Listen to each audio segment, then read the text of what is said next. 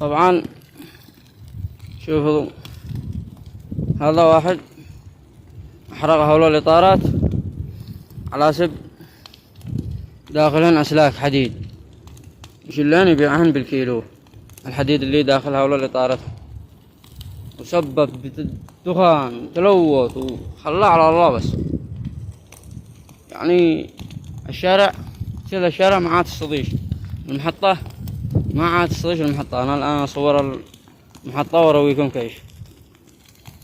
هذا كله على شان الأسلاك اللي داخلهن، أسلاك حديد يبيعوهن بالكيلو.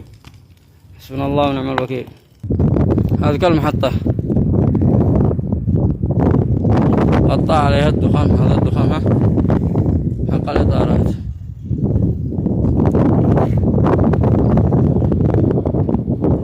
ولوثوا الأقبة وشمتوا